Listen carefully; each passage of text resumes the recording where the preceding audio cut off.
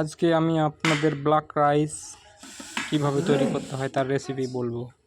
প্রথমে আপনি black rice নেবেন, তারপর হাঁড়িতে দেবেন, হাঁড়িতে দেওয়ার সাথে রান্না করবেন। রান্না করার পর এটাকে আমি নামানোর পর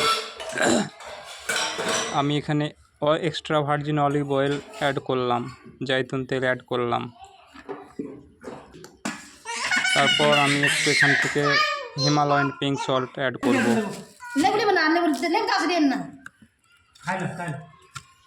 অল্প করে অ্যাড করব হিমালয়ান পিঙ্ক সল্ট অ্যাড করলাম, অল্প করে হিমালয়ান পিঙ্ক সল্ট। দেখছেন এটা কত সুন্দর হয়েছে।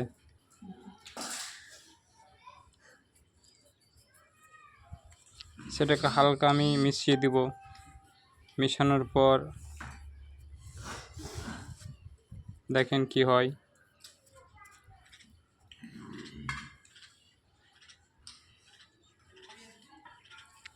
তারপর এখানে দেখেন স্যালাড কেটেছি, শসা, গাজর, টমেটো এবং লেবু রয়েছে, কম লেবু রয়েছে স্যালাড হিসাবে। স্যালাডে আমি হালকা লবণ মিশিয়ে দেব, হিমালয়ান পিঙ্ক সল্ট। দেখতে খুব সুন্দর লাগছে, দেখেন খুবই সুন্দর। এখানে দেখেন আপেল সিডার ভিনেগার আমি 1 চামচ নিব হাফ গ্লাস জলের সাথে, সেটা মিশিয়ে দেবো। এটা খাবার প্রথমে আমি খাবো, এটা খেয়ে আমি খাওয়া শুরু করব।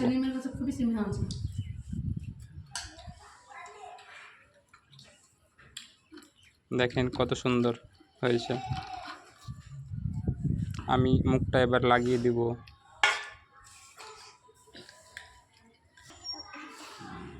তারপর দেখেন এখানে এইসবগুলো রয়েছে, এইসবগুলো আমি অল্প পরিমাণ হাফ গ্লাস জলে দিব, সেটা খাবার সব শেষে খাবো। এইসবগুলো এখানে জল দিলাম, জলের সাথে হালকা ইসবগুল দিলাম। ইসবগুলটা মিক্স হয়ে যাবে, তারপর সেটা একটু ফুলে উঠবে, তখন আমি সেটা খাবো। দেখেন সব রেডি হয়ে গেছে। এবার একটা দেশি মুরগির ডিম ওখানে দিয়ে রেখেছে, দেখেন দেশি মুরগির ডিম। এখানে অল্প বাদাম দিলাম, চীনা বাদাম, এবং তার সাথে আমি আবার অ্যাড করব অল্প ছোলা, ভাজা ছোলা অ্যাড করব অল্প। দেখেন ভাজা ছোলা হচ্ছে প্রোটিনের উৎস, পুরোপুরি প্রোটিন ছোলাটা। বাদামটা হচ্ছে পুরোপুরি ফ্যাট এবং ভিটামিন।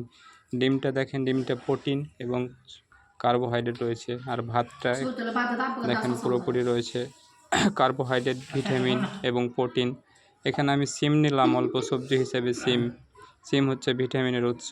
এবং সজনে ডাঁটা নিয়েছি 2 পিস, ছুটির 2 পিস নিয়েছি, এটাও ভিটামিনের উৎস।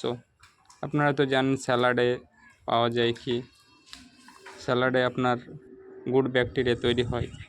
সবশেষে আমি যেটা করব সেটা হচ্ছে এক্সট্রা ভার্জিন কোকোনাট অয়েল 1 চামচ, শুধু এমনি জলের সাথে 1 চামচ খেয়ে নেব এক্সট্রা ভার্জিন কোকোনাট।